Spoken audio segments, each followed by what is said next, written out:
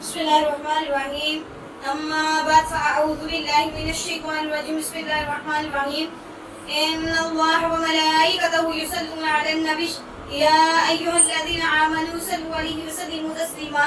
الصلاة والسلام عليك يا رسول الله. الصلاة والسلام عليك يا حبيب الله. الصلاة والسلام عليك يا نبي الله. السلام علیکم ورحمۃ اللہ وبرکاتہ. تو آج ہم قرآن پاک کو جب مکمل کیا گیا، اللہ تعالیٰ نے قرآن پاک کو مکمل کیا، اس کے بارے میں بیان کریں گے. ہماری ویڈیو کو لائک کریں، شیئر کریں، کمنٹ کریں، سبسکرائب کریں اور بیل آئکن کو دبا لیجیے تاکہ آنے والی ہر ویڈیو آپ تک پہنچتی رہے. قدر مسلمہ و قرآن کو جمع کرنا. حضور اکرم صلی اللہ علیہ وسلم کے سال کے بعد مصر میں ایک قذاب کا حق جس نے حضور کے سامنے ہی نبوت کا دعویٰ کر دیا تھا اثر بڑھنے لگا، چونکہ عرب میں ابتداءات بھی زور شور سے شروع ہو گیا تھا. اس سے اس کو اور بھی تقویت پہنچی. حضرت ابوبکر صدیق رضی اللہ تعالیٰ عنہ نے اس سے لڑائی کی. حق تعالیٰ شاہ علیہ السلام کو قوت عطا فرمائی اور مسیح قتل ہوا، لیکن اس لڑائی میں صحابہ کرام رضوان علیہ اجمعین کی بھی ایک بڑی جماعت شہید ہو گئی تھی. بالخصوص قرآن پاک کے حافظوں کی ایک بڑی جماعت شہید ہوئی. حضرت عمر امیر المومنین حضرت ابوبکر صدیق کی خدمت میں حاضر ہوئے، عرض کیا کہ اس لڑائی میں قاری بہت شہید ہو گئے ہیں. اگر اسی طرح ایک دو لڑائی اور شہید ہو گئے تو قرآن پاک کا بہت سا حصہ ضائع ہو جانے کا اندیشہ ہے، اس لیے اس کو ایک جگہ لگوا کر محفوظ کر لیا جائے. حضرت ابوبکر صدیق نے فرمایا ایسے کام کی کیسے جرأت کرتے ہیں وہ جس کو حضور اکرم صلی اللہ علیہ وسلم نے نہیں کیا. حضرت عمر رضی اللہ تعالیٰ عنہ نے اس پر اصرار فرماتے رہے اور ضرورت کا اظہار کرتے رہے. بلاخر حضرت ابوبکر صدیق رضی اللہ تعالیٰ عنہ کی رائے بھی موقف ہو گئی. تو حضرت زید بن ثابت رضی اللہ تعالیٰ عنہ کو جن کا قصہ 18 پر آ رہا ہے، 11 باب 11 اور صفحہ نمبر 18 پر آ رہا ہے. بلایا زید کہتے ہیں کہ میں حضرت ابوبکر صدیق رضی اللہ تعالیٰ عنہ کی خدمت میں حاضر ہوا.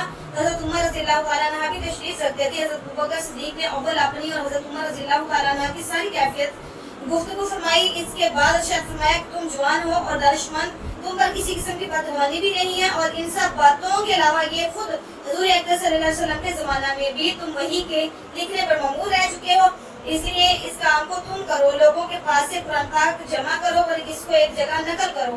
زید رضی اللہ تعالیٰ عنہ کہتے ہیں کہ خدا کی قسم اگر مجھے یہ حکم فرماتے فلاں پہاڑ کو توڑ ادھر سے ادھر منتقل کر دو تو یہ حکم بھی میرے لیے قرآن پاک جمع کرنے کے حکم سے سہل تھا. میں نے عرض کیا کہ آپ حضرات ایسا کام کس طرح کر رہے ہیں جس کو حضور صلی اللہ علیہ وسلم نے نہیں کیا. وہ حضرات مجھے سمجھاتے رہے کہ ایک حدیث میں آیا ہے کہ حضرت ابوبکر صدیق رضی اللہ تعالیٰ عنہ نے زید رضی اللہ تعالیٰ عنہ سے کہا کہ اگر تم عمر رضی اللہ تعالیٰ عنہ کو مواقف کرو تو میں اس کا حکم دوں، اور نہیں تو میں پھر بھی ارادہ نہ کروں. زید ثابت رضی اللہ تعالیٰ عنہ کہتے رہے طویل گفتگو کے بعد حق تعالیٰ نے میرا بھی اسی جانب میں شرع صدر فرمایا کہ قرآن پاک کو ایک بار جمع کیا جائے. چنانچہ میں نے تعمیر ارشاد میں لوگوں کے پاس جو قرآن شریف متفرق طور پر لکھا ہوا تھا اور جو ان حضرات صاحب کے سینوں میں بھی محفوظ تھا سب کو تلاش کر کے جمع کیا. اس قصہ میں اول تو ان حضرات کی اتباع کا اہتمام معلوم ہوتا ہے کہ پہاڑ کا منتقل کرنا ان کے لیے ایسا کام کیا جائے جس کو حضور صلی اللہ علیہ وسلم نے نہیں کیا. اس کے بعد کلام پاک کا جمع کرنا جو دین کی اصل ہے اس نے حضرات کے مال نامہ میں رکھا. پھر حضرت زید رضی اللہ تعالیٰ عنہ نے اتنا اہتمام اس کے جمع فرمانے میں کیا کہ کوئی آیت بغیر لکھی ہوئی نہیں لیتے، تو جو حضور اکرم صلی اللہ علیہ وسلم کے زمانہ میں لکھی ہوئی تھی انہی سے جمع کرتے ہیں. حافظ کے سینوں سے اس کا مقام الگ کرتے ہیں چونکہ قرآن شریف متفرق جگہوں پر لکھا ہوا تھا، اسی لیے اس کی تلاش میں وہ محنت ضرور کرنا پڑی مگر سب مل گیا.